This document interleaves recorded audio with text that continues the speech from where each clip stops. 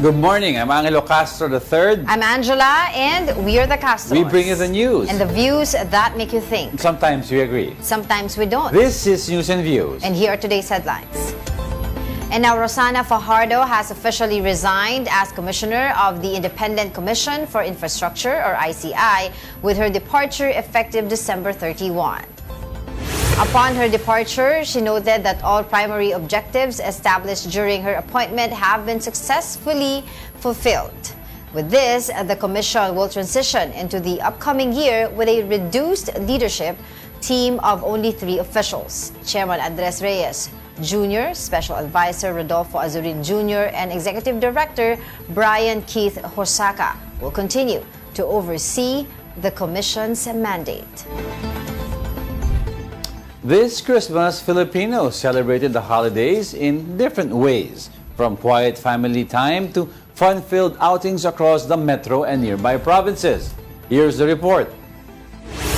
This mall in Quezon City turned into a winter wonderland with bubbles that look and feel like falling snow. Children, adults, friends, and whole families all soaked in the snowy experience. Snap here, snap there, everyone eager to capture the holiday spirit. Kids also had fun on this LED floor display, which looked like a twist on the classic game of Patintero, lit up with dazzling lights. For Wilfredo and Trinidad Morales, married for 30 years, this mall was their chosen date spot. Sana huwag siyang magkasakit o dagdagan pa yung aming, siyempre may edad na kami, medyo kailangan laging malakas.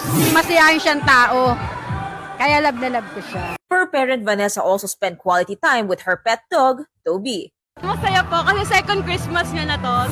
Of course special kasi parang part din siya ng family namin. Amid the smiles and celebration, children and youth also remember the true meaning of Christmas, the birth of Jesus. If Jesus was here, I would thank Him for everything because He gave me another day to live and He gave my parents. Happy birthday, Papa Jesus. Sana magkaroon ka ng dalaw. From Christmas visits, some families headed straight to holiday shopping. Besides shopping, the Christmas season also means Metro Manila Film Festival season.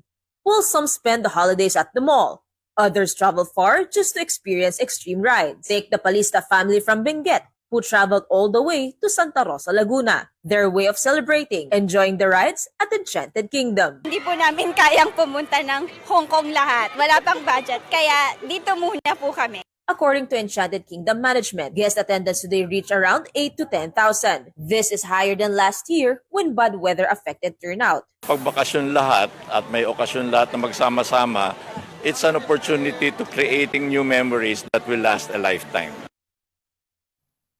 Before gathering for Noche Buena, many Filipino families chose to mark the start of Christmas by attending the evening mass. Mobile Journal Jas Paredes has the report.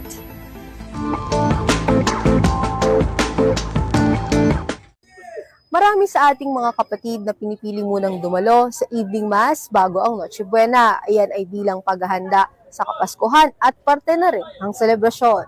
Pagpatak ng alas 10 ng gabi, napuno na ang patio ng Diocesan Shrine and Parish of St. Joseph.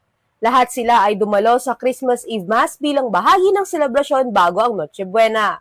Isa itong tradisyong Pinoy na dinadaluhan ng mga pamilya, magkakaibigan, magkakatrabaho at iba pa. Bitbit ang kanilang pananampalataya at kani-kanilang mga kahilingan.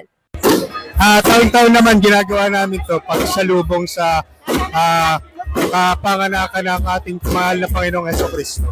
Una masaya at taon-taon nagagawa namin ito at siyempre ito ay alay na rin namin sa Panginoon. Ang wish ko lang yung complete healing kasi para sa sakit ko.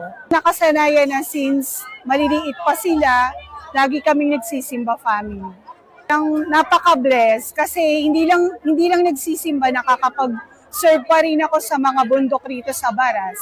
Present din ang vice alkalde ng bayan kung saan tradisyon din ng kanyang pamilya ang dumalo sa misa bago ang Noche Buena. Po tayong hamon sa buhay, maraming pagsubok na dumaan, pero ang Kapaskuhan, siya nagbibigay sa atin ng pag-asa. Like tradisyon na po na ginagawa ng aming pamilya.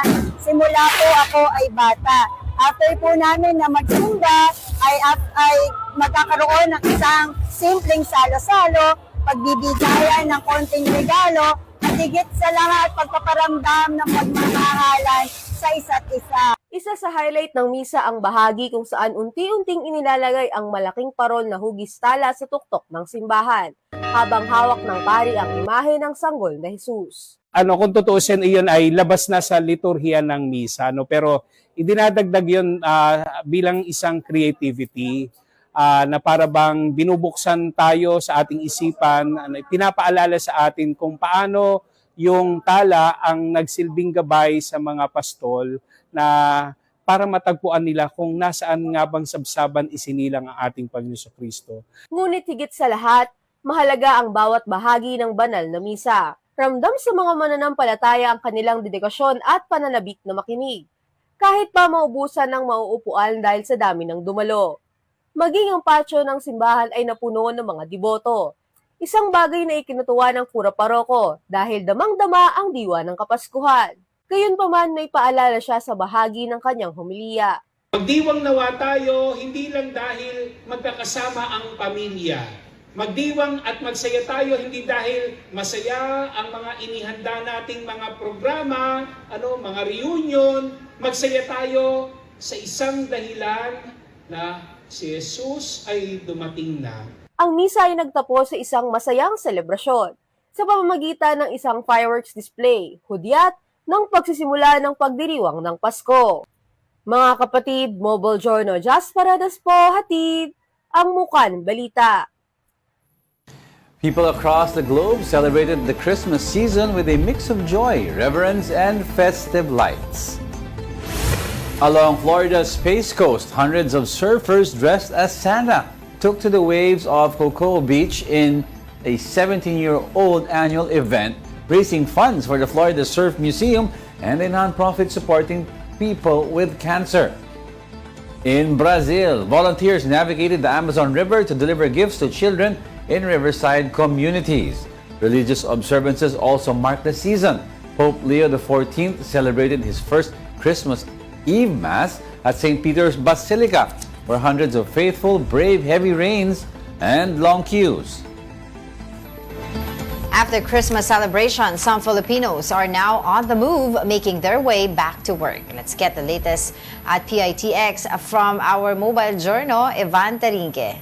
Evan, kamusta dyan? Yes, Diego, Angela, tuloy-tuloy pa nga rin yung pagdating ng mga pasahero dito sa PITX. So halo-halo actually yung ating nakausap kaninang umaga. Yung ilan, bumalik na dito sa Metro Manila matapos nga sila magdiwang ng Noche Buena at Pasko sa kanilang probinsya. At ngayon, yung iba, babalik na ng trabaho pagdating kasi ng susunod na linggo. Pero mas marami pa rin actually, Angela, ngayon yung mga kapatid natin bumabiyahe at hahabol naman ng bagong taon sa kanilang probinsya. Ngayon, ikot po kayo ngayon saglit for the current situation dito sa loob ng terminal. So far, ako ikukumpara kahapon, mas konti. Mas marami pala ngayon ang pasahero na nandito ngayon as the usual. May mga upuan na talagang punong-puno na. Yung ilan nga, gaya ni Kuya, sa sahig na lang na nakaupo and marami pa rin doon sa may gate 5. Ito kasi yung mga parang pinakamalaking, isa sa pinakatalagang malaking gates dito sa loob ng terminal. Itong gate 5, kaya naman maraming pasahero yung nananatili na nagsistay dito. Ito, usually kasi mga biyahe dito sa gate 5 papuntang norte, papuntang Baguio, Pangasinan at Pampanga. Kanina naman, yung inikot natin yung ilang mga ticket booth dito sa loob ng terminal, medyo mahaba naman yung pila papunta doon sa biyahe Pamindoro. Kanina nga, yung isang nakapila doon, umaasa sila makakabili sila ng ticket. Alas 7 na umaga, pumila sila. Pero so far, ang possible na mabili nila ng ticket is yung bandang alas 6 and onwards pa. So marami pa rin yung pumipila ngayong araw dito sa PITX para nga salubungin yung kanilang bagong taon. At yung iba naman, babalik na sa Metro Manila para naman dito naman salubungin yung New Year. At kasi yung iba, may mga pasok na. Angela? Pero Evan, based sa report mo, tama ba na mas madami pa rin ang paalis ng Metro Manila dahil ididiretso na nila ang bakasyon nila until New Year. Do we expect anybody to come home on Sunday ang bulto or nag-extend na talaga lahat? Yes, Diego, so far, no, mas marami talaga yung umaalis ngayon. In terms of yung babalik, according to sa mga nakausap natin, no, ang plan nila is bumalik from kanilang province, pabalik sa Metro Manila, is on January 3 onwards pa. No? So, yun talaga, tutuhugin na talaga nila yung kanilang holiday season, yung bagong taon sa kanilang probinsya. And actually, yung iba talaga, nakausap natin medyo may mga senior citizen kasi tayong nakausap kanina, no? And ang kwento niya sa atin, minsan lang naman daw sila aalis ng kanyang pamilya papunta sa kanilang probinsya. Kaya naman daw, bakit hindi na lang sila sulitin yung ilang linggong bakasyon doon sa kanilang probinsya bago nga bumalik dito sa Metro Manila at bumalik sa pagtatrabaho. Diego? Well, the videos that you were showing us, ay napakaraming mga pasahero talaga dyan sa PITX. Medyo siksikan na. Ang management ba ay may plano magdagdag ng karagdagang mga upuan and other areas for the passengers? Kasi nakikita namin dito talagang siksikan na eh. Angela, usually naman yung nangyayari dito yung pag nakasakay na yung karamihan ng pasahero doon sa isang bus. Usually kasi sa isang gate, Angela, naghahati yung mga nasa 5 bus, 5-6 na bus, no? So yung mga nakapila lang doon, yung mga nakatayong nakapila doon, pagkatapos sumakay doon sa mga bus, magiging bakante naman. So ibang set of people naman yung uupo doon at mag-aantay naman ng kanilang bus, no? Pero usually naman kasi ang biyahe ng bus dito is per hour, no? Pero depende yan doon sa sa biyahe or sa ruta nung bus. Kaya nga nung papuntang Mindoro, actually 2 hours yung pagitan nung mga biyahe. Pero aside from that, yung pila kasi talaga ng mga pasahero na bibili ng ticket, yun talaga yung nakita talaga natin may kahabaan. Yung actually yung sa may Mindoro parang more than 3 lines na yung more than actually umabot na yan doon sa may bandang LTO office dito sa taas ng PITX, yung haba ng pila. So yung ilan, talagang tsatsagain na lang daw nilang tumayo at umupo na lang doon sa sahig para lang ma-secure yung kanilang ticket na makaalis sila ngayong araw dito sa terminal. Angela? So Evan, finally, yung post-Christmas report natin, may mga drivers ba na bumagsak ng drug testing yesterday and the 24th?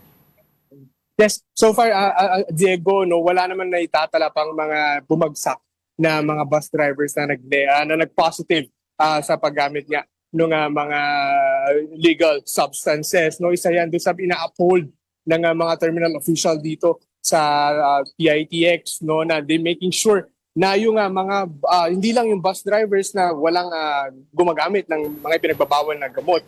Dapat pati rin yung kanilang mga unit ng bus roadworthy, lalo na nga ngayong season na to, talagang maraming mga pasahero na expected na sasakay at babiyahe nga, no. So isa yan doon sa mga chine-check nila dito, no, bukod nga sa possible yung mga bus drivers na kailangan kumpleto at walang bahid ng illegal substance, pati yung mga kanilang mga bus unit dapat in a perfect and working condition din. Diego?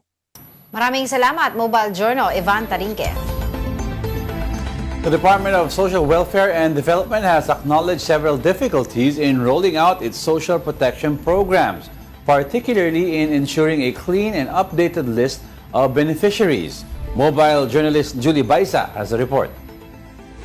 The Department of Social Welfare and Development admitted that the agency has faced several challenges in implementing its programs. Included among this is maintaining a clean list and ensuring the validity of beneficiaries of social programs. Of course, it remains to be a challenge, but sa amin kasi opportunity iyan Opportunity para po mas pabutihin pa yung pag-maintain namin ng database at tiyakin na malinis ito at laging na-validate ng ating pong mga field personnel. So again, mahalaga na regularly ma-update natin yung ating pong database of beneficiaries because that will really inform our actions and even our decisions in terms of implementing social protection policies and programs. There is also the problem of delivering assistance to geographically isolated and disadvantaged areas or remote locations. According to Dumlao, Coordination with other government agencies is important to ensure the availability of necessary infrastructure. At the same time, the DSWD reported on the programs implemented in accordance with the directive of President Bongbong Marcos. So far, 4 million indigent senior citizens have been receiving a 1,000 peso monthly social pension. This number is targeted to increase in the coming year. The supplemental feeding program also continues. Yung foundational period talaga ng mga bata ay mahalaga na ma-provide natin yung kanilang pangangailangan o ma-meet natin yung kanilang nutritional requirements so that when they grow older ay hindi naman sila maka-experience ng mga health conditions na makakasama o that would be detrimental to their growth and development. For 2026, the target is to increase this to 1.8 million from the current 1.5 million children being assisted under the feeding program. Lastly, the Walang Gutom program will also continue, which provides 3,000 pesos worth of food credits to beneficiaries. At present, the program has 600,000 families or food beneficiaries. Kapatid Mobile Journal Julie Baiza, We're One News. A giant bamboo Christmas tree now lights up in Ginobatan, Albay, symbolizing creativity, resilience, and hope amid the challenges brought by recent calamities. Mobile journalist Ray Vicente reports. This is not your typical Christmas tree, as the province of Ginobatan, Albay lit up this year's Christmas tree that is made out of giant bamboo. Natuwa po ako at namangha nang makita ko yung giant Christmas tree dito sa Ginobatan, lalo na't gawa ito sa bamboo. Talagang kakaiba at creative po siya. And with the LED lights on, the bamboo Christmas tree gains attraction online from its unique and artistic way of conserving material. This was actually inspired from the viral bamboo Christmas tree in Palolete last year. But for Albay residents, this year's Christmas tree also symbolizes light and hope amid the darkness from the calamities that hit their province. Ang tawag po is, ang mga taga-Albay ay Uragon. Very resilient po talaga ang mga taga-Albay. Kahit ilang bagyo na po yan dumating, talagang nanatiling matatag pa din po ang mga taga-Albay. Hindi po yung naging hadlang yung mga nangyaring bagyo before po yung lightning ng Christmas tree. Angeline emphasized how the recent typhoons instead unite them and still experience the spirit of Christmas. Dahil po sa ganitong mga events, mas pinapalapit po ng komunidad yung mga tao sa isa't isa. Para po sa akin, napapalakas yung loob. Papalakas yung loob ng mga tao na bumabangon ng mga nakaranas ng mga unos ng mga bagyo. Kapatid Ray Vicente, we are One News. We'll be back with more stories after the break. Keep it here on One News.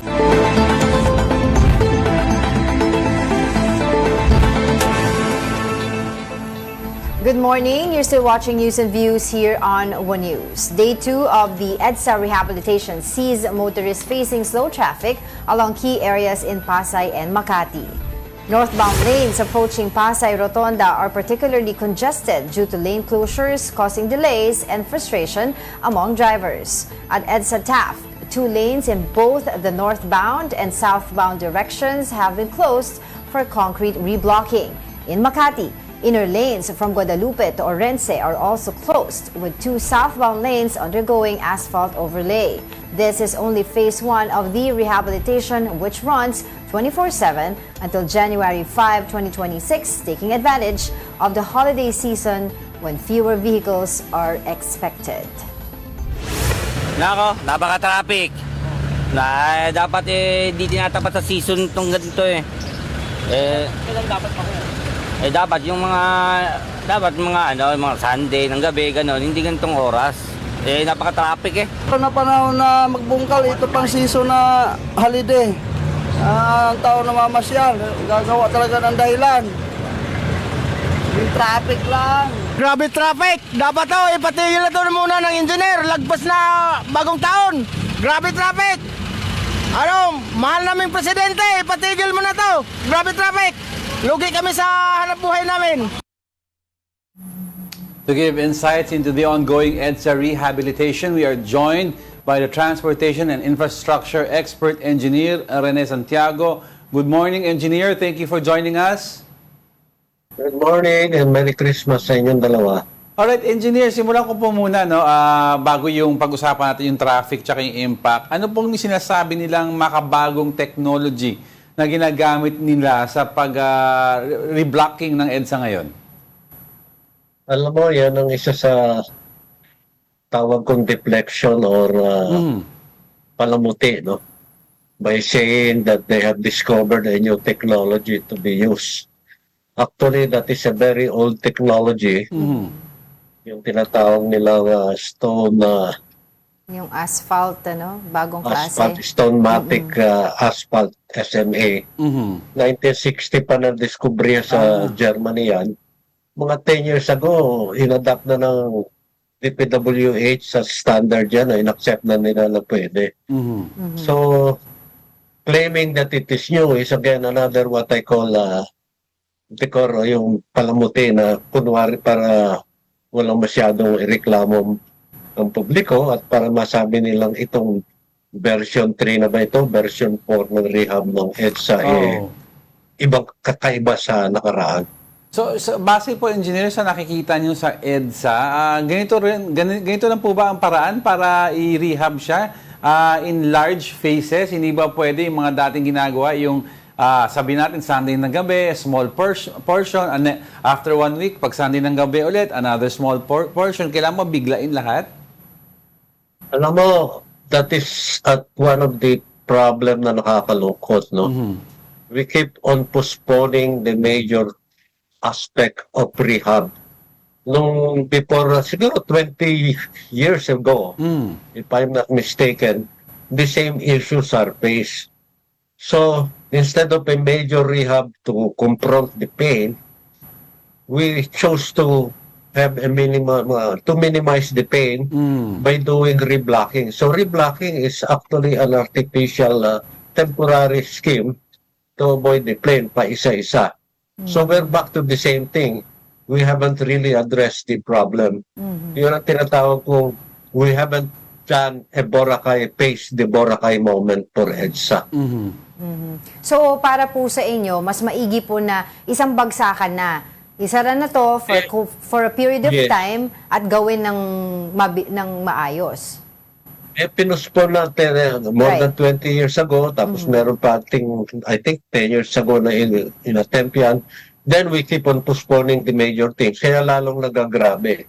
Now I can understand what they are trying to do. Yung resurfacing siguro para mapakita sa ASEAN yung portion ng road na gagamitin sa 2026. When the Philippines will host ASEAN, nagpapakita tayo na maganda yung daan. Again, our penchant for pakitang tao, yung pabalatbunga, cosmetology, what I call. No? So there are two things now here.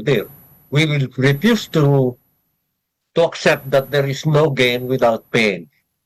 Sometimes we want little pain na prolong pa isa-isa, pushing the problem back and forth.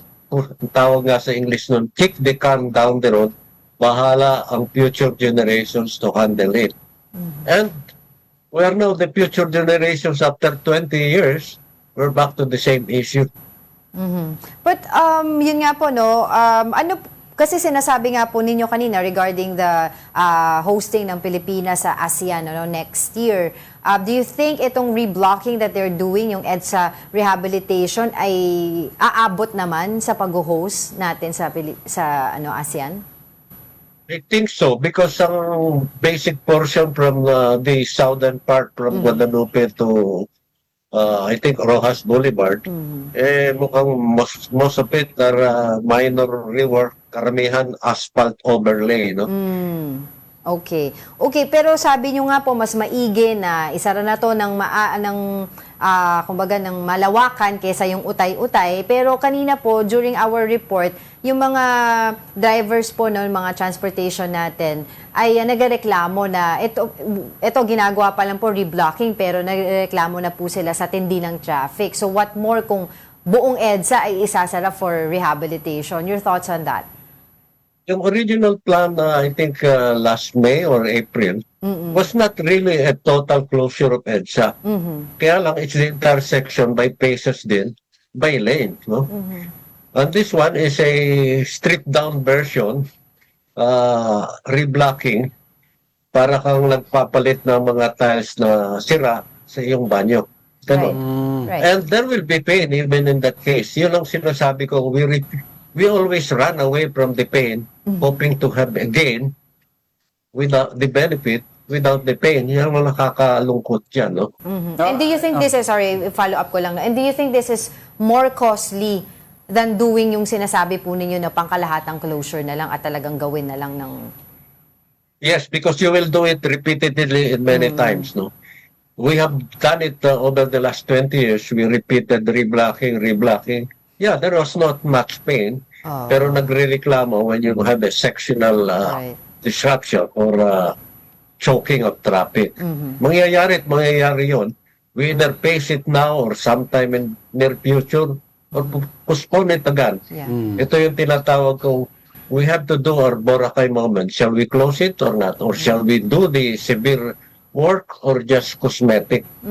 So, Engineer, parang pero medyo naintindihan ko po yung sinasabi nyo. If we go by the original plan na hindi reblocking or face by face, isang bagsakan na, okay, matinding hirap ang traffic daranasan natin, pero pag naayos to, hindi mayat-mayat ang repair. Ang reblocking, maya-maya mag-repair tayo, so maya-maya mag-shutdown tayo. In other words, konting tiis, pero dire-diretso magagamit ng EDSA na maayos. Tama po ba yun, Engineer? Yes, tama. So, Yan ang nakakalungkot na isa. No? Pangalawa, we haven't, ang isa pang nakakalungkot, we haven't moved on from EDSA. We keep on, Yes, pag may exactly. problema, That's EDSA true. ang That's a good highlight. We have bigger problems than the EDSA itself. Even on EDSA alone, it is not the road infrastructure per se that is the bigger problem.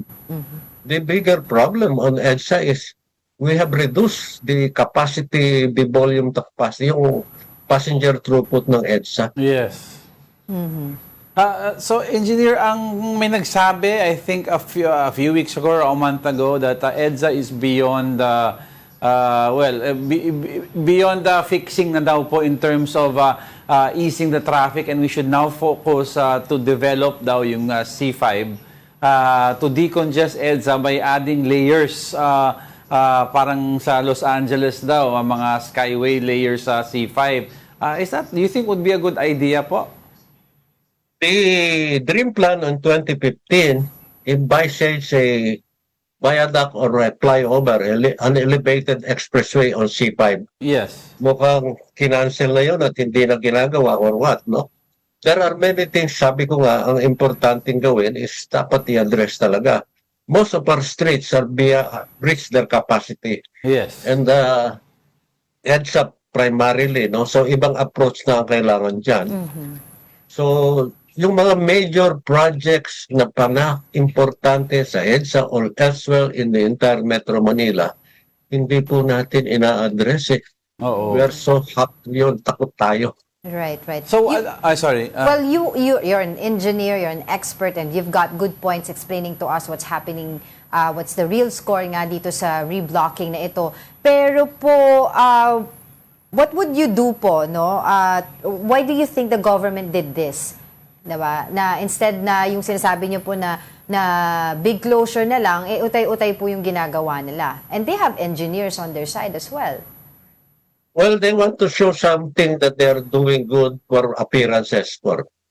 They're more concerned with pakita na hindi masyadong painful sa mga motorists. So they also refuse they like the convenient way of kicking the can down the road.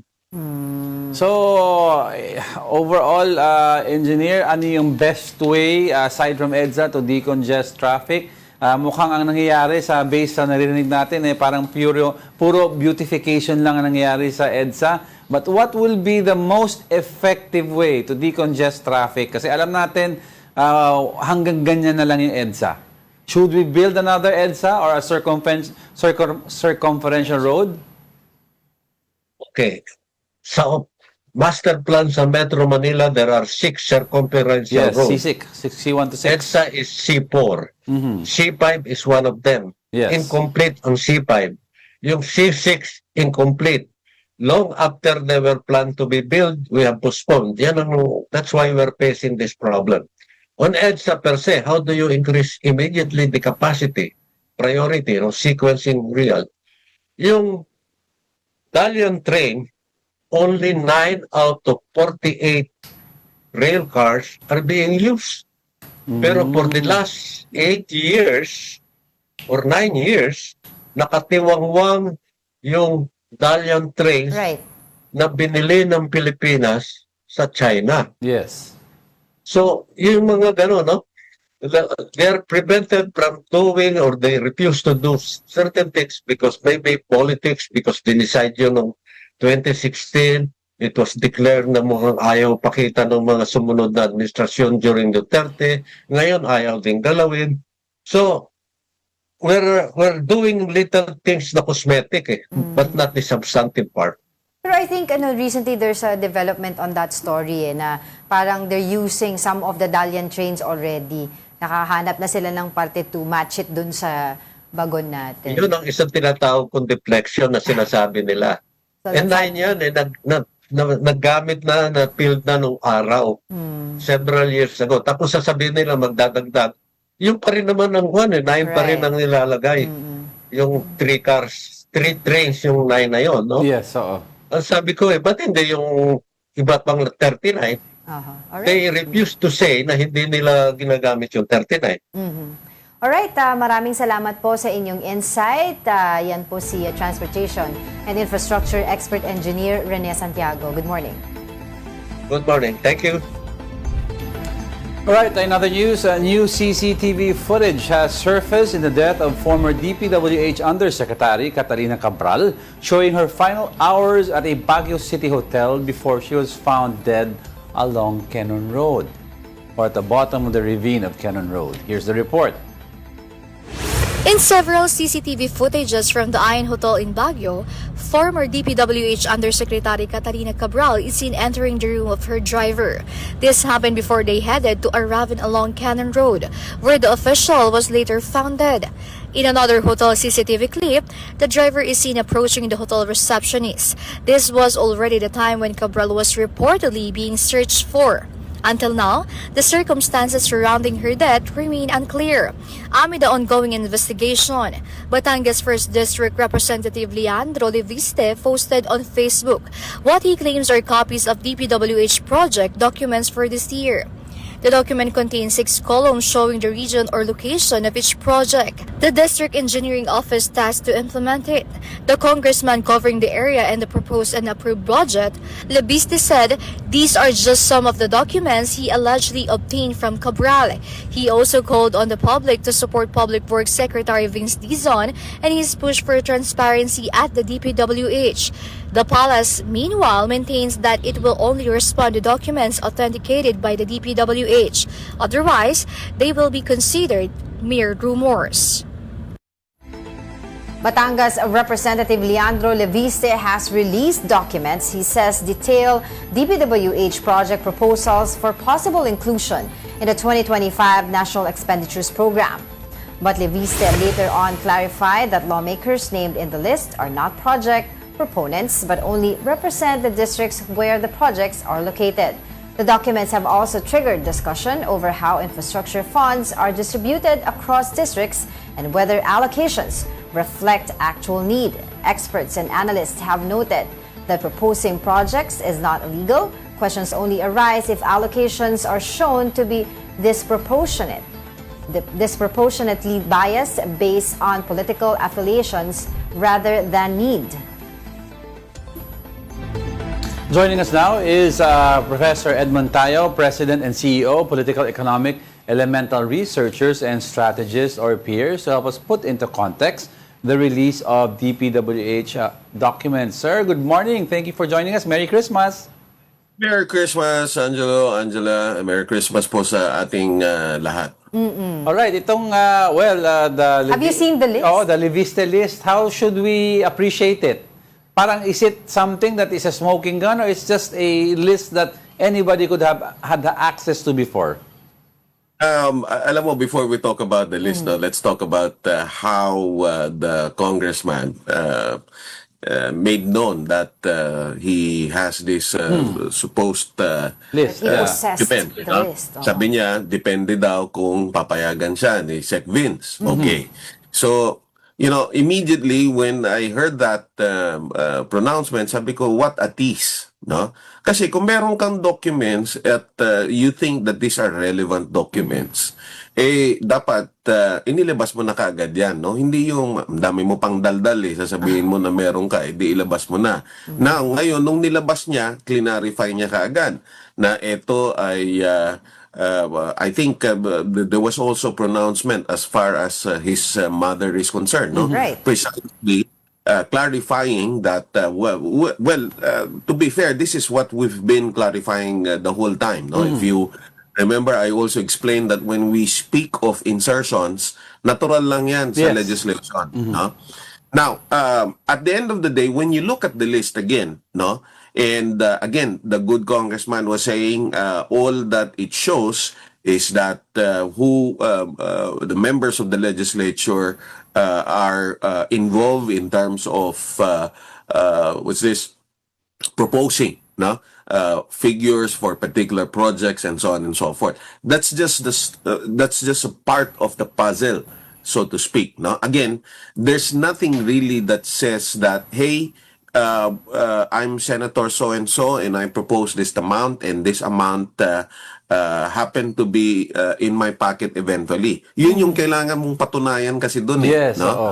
Kahit na may listahan ka ng mga proyekto, kahit na may listahan ka ng mga budget na inilagay purportedly doon sa proyekto at meron kang listahan sino ang naglagay ng budget na yon, kailangan mong itawid doon sa paano napunta, kung napunta man yung pera doon sa project na yon, because as you know, of course, in government there are instances that projects actually are set aside or is gives way to a more more important, no, more prioritized project, no, and yon, so by some process, no, nagagamit yung budget doon. So at the end of the day, the reason why the investigation is focused on DPWH is precisely there's a need to tie the movement of money from budgeting to allocation to the project, to the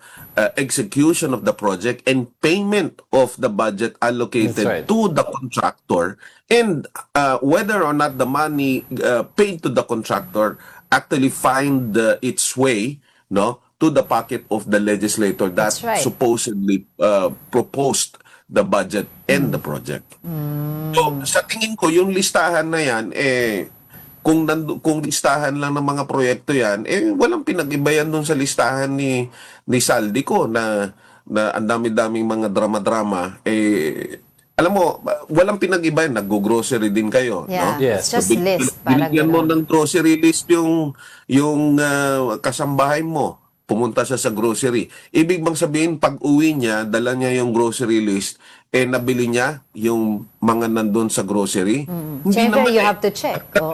You have to check, and at the end of the day, you have to find out whether the items that are listed in the grocery list actually is something that's already on hand. Hawak na niya, nabili na niya. No, until such time that actually happens, wala. Kwento lang yan. Kaya nga, gusto ko na diretso yung tanong, very similar yung sinabi ng iba po sa sinabi nyo na feeling nila all this noise was meant to put his name out into the national circulation kasi 2020 is approaching. We might have an outgoing senator na mami niya daw at he needs that. Ano po ang take nyo dito?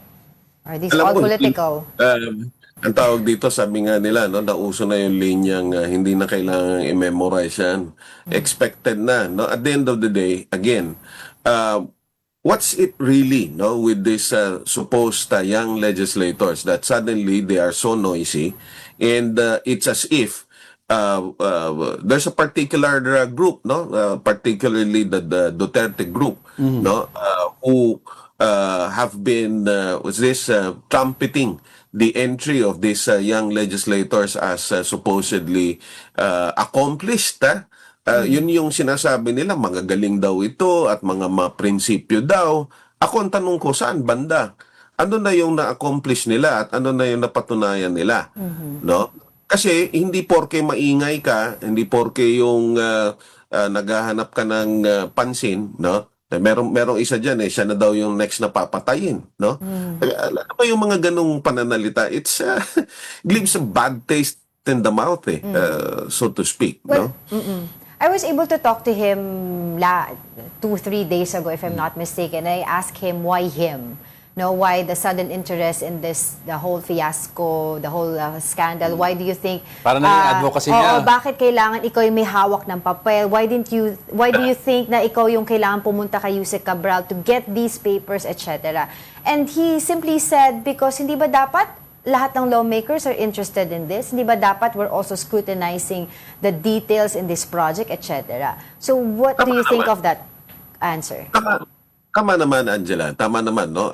Regardless kung saang distrito ka, kung party list ka, and so on. Everyone's really a party to this whole fiasco. Kaya lang, hindi niya kinumpleto yung trabaho niya eh. Dapat kung nag-iimbestiga na rin lang siya, hindi siya tumigil doon sa listahan. So ang tanong ko lang dito, no, ginawa niya, kumuha siya ng listahan. Naintindihan ba niya kung anong para saan niyang listahan na yan? So, doon ko ngayon itatawid doon sa argumento ng mga maprinsipyo ito at mga masigasig na mga legislator. Kasi kung ikaw ay masigasig na legislator, hindi ka titigil doon. Kasi kung ikaw ay nakakaintindi na legislator, naiintindihan mo na hindi natatapos sa budgeting yung usapan. Yeah. No? Kailangan mong itawid doon sa consummation ng project. No? At uulitin ko, yung issue kasi, yung word kasi na insertion, yun ang demonize nila kasi long-term yung planning eh. Yeah. No, plano na nila na i-politicize itong issue na ito, no? Yung insertion, madali mong patunayan yun kasi whether you like it or not, it's quite easy to secure documents that would suggest how much amount of money was allocated for what project and so on and so forth. That's public, no? Pero ang mahirap patunayan dito kung paano na itawid nga itong budget na to doon sa project at paano nakarating doon sa bulsa ng mga sinasabi nilang proponent. Right. So doon pa lang yung insertion dinimonize na nila kasi ang gusto nilang palabasin dito, doon pa lang may anomalya na. Kung ganun, hindi lahat sila dapat involved dyan. Yeah. Tapos, sorry, no? But I really don't see any reason why someone is going to say malinis itong mga tao na ito and so on. Lahat yan dapat imbestigahan. Lahat yan sigurado merong parte dyan. Given that he had the documents daw since September, a lot are saying also na he had enough time from September until recently nung nilabas na yung listahan to trace yung the money flow, exactly like what Senator Ping did for the Blue Ribbon Committee. Senator Ping daw took 2 weeks to trace the initial flow of funds from insertion all the way daw to the actual project. Do you believe na ang dami na sana ng siwalat kung trinace ni Congressman to? Exactly, kaya nga sabi ko kung talagang marunong ito at naiintindihan niya. Yung pa lang, yung legislation pa lang, yung proseso pa lang ng legislation, kung naiintindihan mo, you should have gone beyond getting the list and exposing this list. Yung umpisa pa lang, sasabihin mo na ilalabas mo kapag merong go signal si Secretary Vince. Anong sinasabi mo? Merong control sa'yo si Secretary Vince? No? Or dalawang bagay lang yan. Either may control si Secretary Vince sa kanya or hindi niya naiintindihan kung anong relevance ng mga dokumentong yan. At lumalabas na nga ngayon, no? Nilabas niya yung dokumento immediately with the caveat, no? That this is but list of the result of the legislation and that those who are involved in inserting whatever amount and so on and so forth is part of legislation. So sa madalit sabi, hindi niya inayos, no, at hanggang dun lang yung ginawa niya. Tapos ang gustong sabihin marami nang nagawa at merong pinapatunayan. Well, in the spirit of fairness, since all sides all the time po kami, he did expose, no, prior to this possession of the list ng DPWH, he did expose si Congressman Guardiola and other proponents, if I'm not mistaken, na nag-bribe sa kanya, diba? Doon nag-start yun na yung involvement niya dito. Well, anyway po, maraming salamat sa iyong oras. Wala na po kami. Lang yun, Angela, yung point na yun. Sige po. Again, tama yun, no? To be fair. Kaya nga sabi ko, yung argumento niyan na lahat dapat tinitingnan yan. Totoo naman, lahat ng congressman dapat tingnan yan. But also, after that expose, ano na nangyari? Kasi walang pinag-iba yung listahan doon sa sinabi niya na si Congressman Guardiola ay kasama sa insertion. Kasi nga, ulitin natin, yung insertion pwedeng mag-insert kahit sino sa Kongreso, sa mababang kapulungan at sa Senado. Right. Ano? So, in other words, it doesn't prove anything. After the whole time that he has in his possession these documents, he could have gone beyond it and investigated how the money changed hands. Alright. On that note, maraming salamat po muli sa inyong oras and hope we could invite you again. Maligayang Pasko ulit. Yan. Merry Christmas. That's Professor Edmund Tayo, President and CEO of Peers. Don't go away because we're not done yet. Stay with us.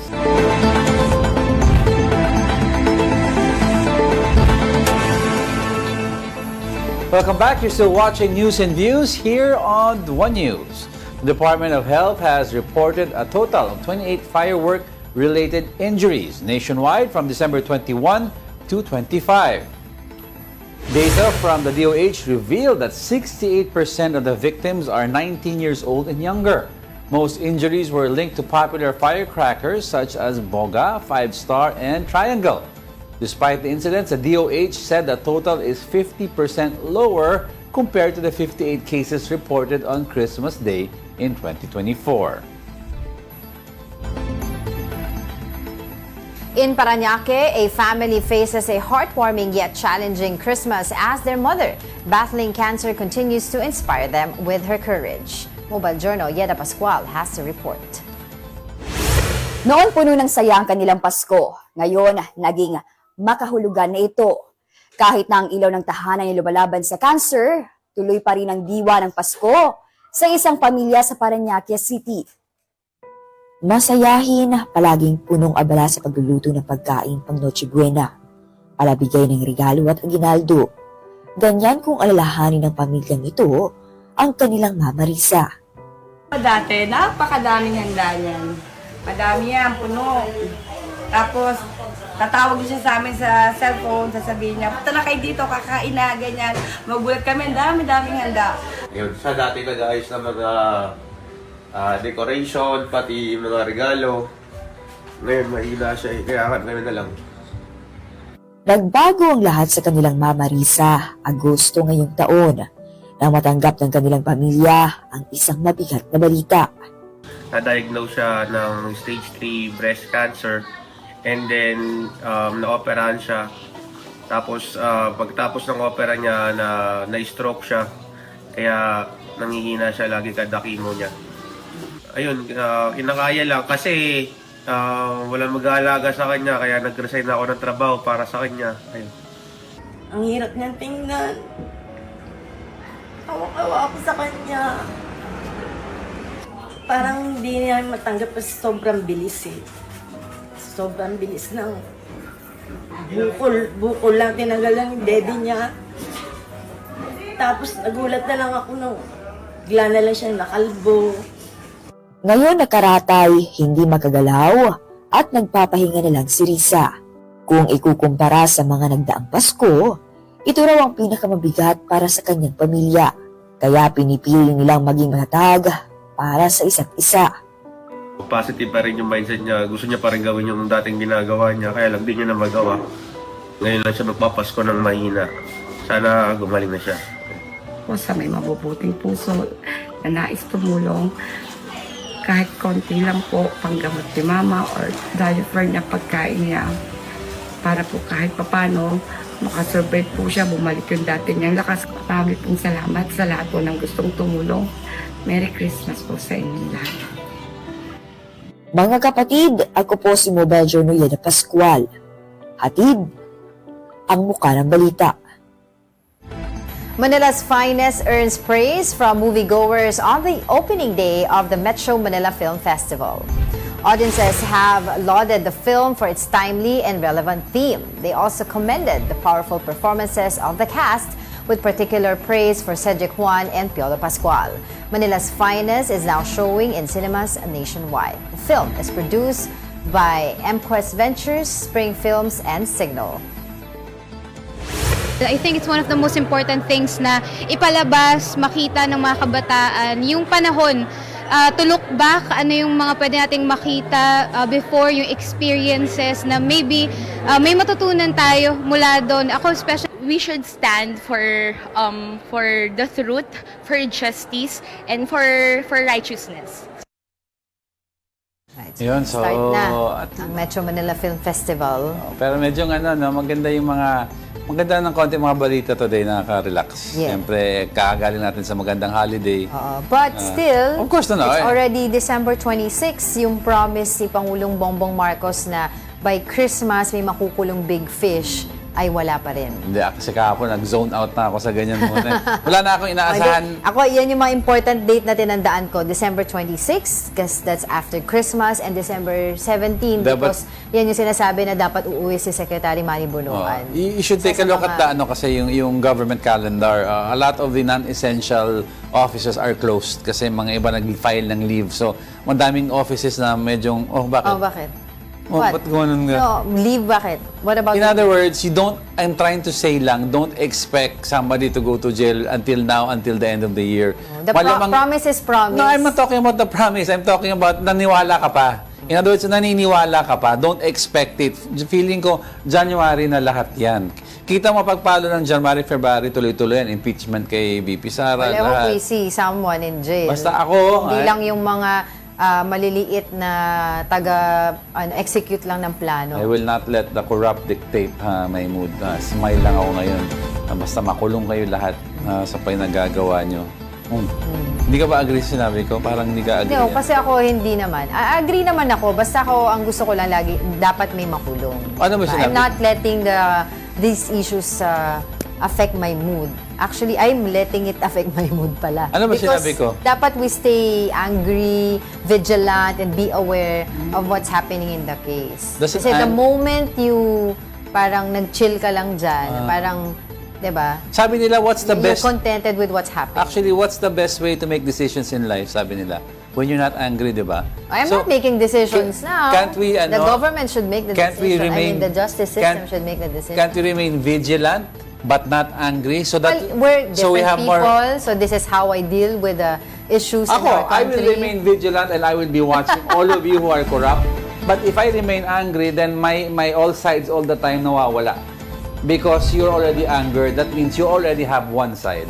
If you want the all sides angle, then you might as well stay. Sige, explain mo. No, all sides means you have to be a bright mind, body, and soul.